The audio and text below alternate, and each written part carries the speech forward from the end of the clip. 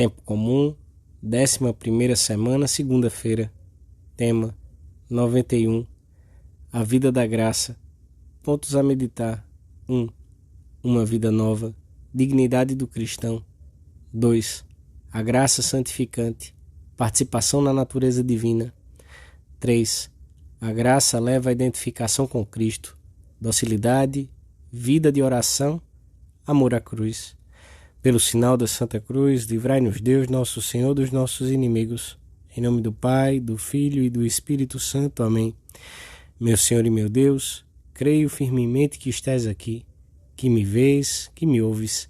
Adoro-te com profunda reverência. Peço-te perdão dos meus pecados e graça para fazer com fruto este tempo de oração. Minha Mãe Imaculada, São José meu Pai, Senhor, meu anjo da guarda, intercedei por mim.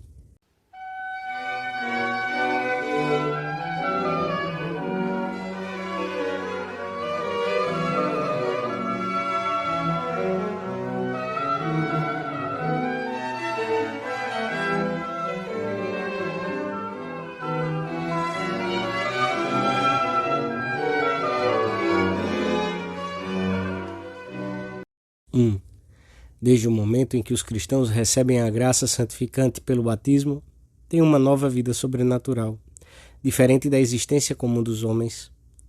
É uma vida particular e exclusiva dos que creem em Cristo, daqueles que não nasceram do sangue nem da vontade da carne, nem da vontade do homem, mas de Deus.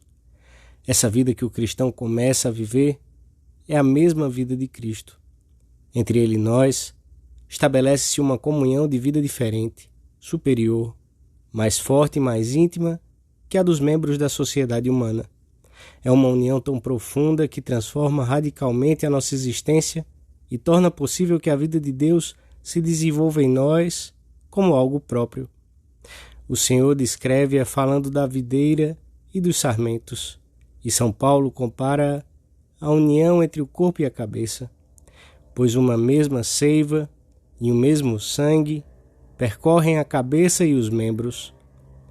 A primeira consequência desta realidade é a alegria incomparável de nos tornarmos filhos de Deus, isto é, de passarmos a sê-lo realmente. Quando uma pessoa adota alguém como filho, dá-lhe o seu sobrenome e os seus bens, oferece-lhe o seu carinho, mas não é capaz de comunicar-lhe uma parcela sequer da sua própria natureza nem da sua própria vida. A adoção humana é um fato externo. Não muda a pessoa, nem lhe acrescenta perfeições ou qualidades que não sejam meramente externas. Na adoção divina é diferente. Trata-se de um novo nascimento, que introduz uma melhora admirável na natureza de quem é adotado. Caríssimos, escreve São João, nós agora somos filhos de Deus. Não é uma ficção, porque o próprio Espírito atesta ao nosso espírito que somos filhos de Deus. É uma realidade tão grande e tão excelsa que leva São Paulo a escrever: portanto, já não sois estrangeiros nem hóspedes, mas concidadãos dos santos e familiares de Deus. Quanto bem fará a nossa alma considerar frequentemente que Cristo é a fonte de que jorra aos borbotões esta nova vida que nos foi dada. Por ele, escreve o apóstolo São Pedro, foram-nos dadas as mais preciosas e ricas promessas para que por elas vos torneis participantes da natureza divina.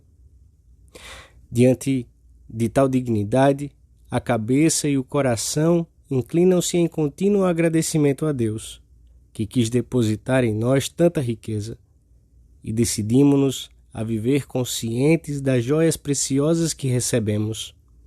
Os anjos contemplam a alma em graça, cheios de respeito e de admiração. E nós, como é que nos comportamos se trazemos dentro de nós um tesouro de tão alto valor? Como é que olhamos os nossos irmãos, os homens que receberam ou estão chamados a receber essa mesma dignidade? Sabemos realmente o que vale a nossa alma e sabemos manifestá-lo na conduta, na delicadeza com que evitamos a menor coisa que desdiga da dignidade da nossa condição de cristãos?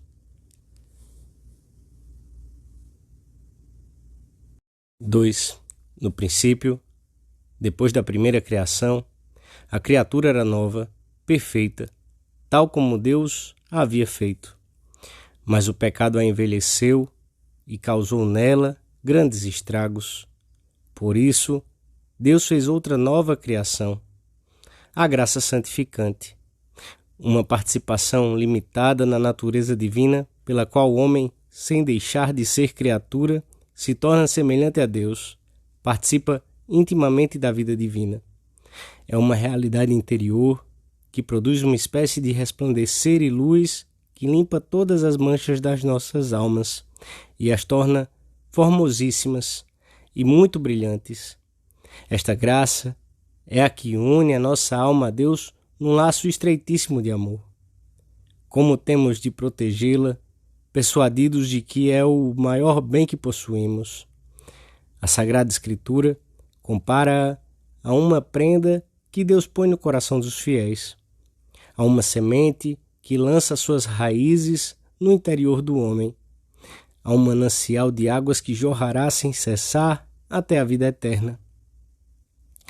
A graça santificante não é um dom passageiro e transitório, como acontece com esses impulsos e emoções que nos incitam a praticar ou omitir alguma ação e a que chamamos graças atuais.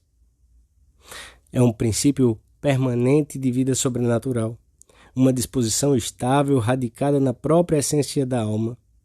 E porque determina um modo de ser estável e permanente, ainda que possamos perdê-lo pelo pecado mortal, chama-se também graça habitual.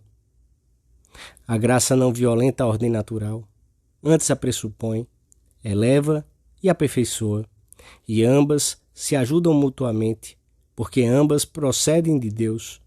Por isso, o cristão, longe de ter que renunciar às obras da vida terrena, ao trabalho, à família, o que deve fazer é desenvolvê-las e aperfeiçoá-las, coordenando-as com a vida sobrenatural, de modo a chegar a enobrecer a própria vida natural.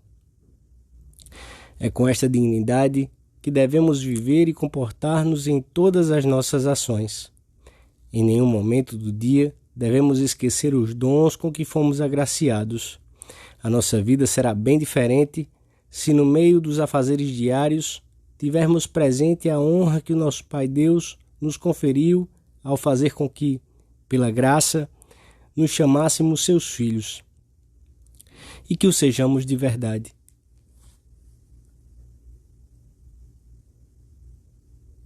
Três. A graça santificante diviniza o cristão e converte-o em filho de Deus e templo da Santíssima Trindade. Esta semelhança no ser deve refletir-se necessariamente no agir, nos pensamentos, ações e desejos, à medida que progredimos na luta ascética, de maneira que a vida puramente humana vá dando passagem à vida de Cristo. Há de verificar-se nas nossas almas aquele processo interior que as palavras do Batista nos deixam entrever. Convém que ele cresça e eu diminua. Devemos pedir a Deus que esta aspiração se torne cada vez mais firme em nós, que tenhamos no coração os mesmos sentimentos que Cristo Jesus teve no seu, que desterremos o egoísmo e o menor sintoma de aburguesamento. Por isso, os que se ufanam de ter o nome de cristãos não só devem contemplar o Mestre como o modelo perfeitíssimo de todas as virtudes, mas hão de procurar reproduzir nos seus costumes a doutrina e a vida de Jesus Cristo, de tal modo que em tudo se assemelhem a Ele, na maneira de tratar os outros, na compaixão pela dor alheia, na perfeição do trabalho profissional, imitando os 30 anos de vida oculta do nosso Senhor em Nazaré.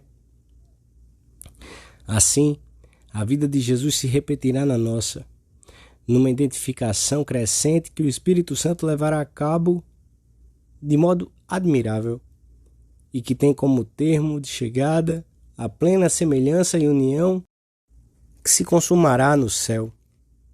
Mas Consideremo-lo serenamente na nossa oração. Para chegarmos a essa identificação, é necessária uma orientação muito clara de toda a nossa vida. Que colaboremos com o Senhor na tarefa da nossa santificação, sabendo corresponder à graça. Há de ser uma disposição habitual, que se torne realidade dia a dia, minuto a minuto, e que poderia resumir-se em 3 pontos principais: sermos dóceis às inspirações do Espírito Santo, mantermos em todas as circunstâncias uma vida de oração e cultivarmos um constante espírito de penitência. Docilidade, porque é o Espírito Santo que nos impele a aderir à doutrina de Cristo e assimilá-la em profundidade, quem nos dá luz para tomarmos consciência da nossa vocação pessoal e forças para realizarmos tudo o que Deus espera de nós. Vida de oração, porque a entrega, a obediência, a mansidão do cristão nascem do amor e para o amor se orientam. E o amor leva a vida de relação, a conversa assídua, a amizade. A vida cristã requer um diálogo constante com Deus uno e trino, e é essa intimidade que o Espírito Santo nos conduz. União com a cruz, porque na vida de Cristo o Calvário precedeu a ressurreição e o Pentecostes. E esse mesmo processo se deve reproduzir na vida de cada cristão. Uma união aprazível que se manifesta pela aceitação das contrariedades, grandes ou pequenas, que nos chegam, e pelo oferecimento a Deus, ao longo do dia, de muitos outros pequenos sacrifícios através dos quais nos unimos à cruz. Purificamos a nossa vida e nos preparamos para um diálogo íntimo e profundo com Deus. Examinemos hoje, ao terminarmos a nossa oração, como é a nossa correspondência à graça nesses 3 pontos, porque dela depende o desenvolvimento da vida divina em nós. Dizemos ao Senhor que não queremos contentar-nos com o nível alcançado na oração, nos atos de presença de Deus, no sacrifício, que com a sua graça e com a proteção de Santa Maria, não nos deteremos até chegar à meta que dá sentido à nossa vida, a identificação plena com Jesus Cristo. Dou-te graças, meu Deus, pelos bons propósitos, afetos e inspirações que me comunicaste nesta meditação. Peço-te ajuda para os pôr em prática. Minha Mãe Imaculada, São José meu Pai, Senhor, meu anjo da guarda, intercedei por mim.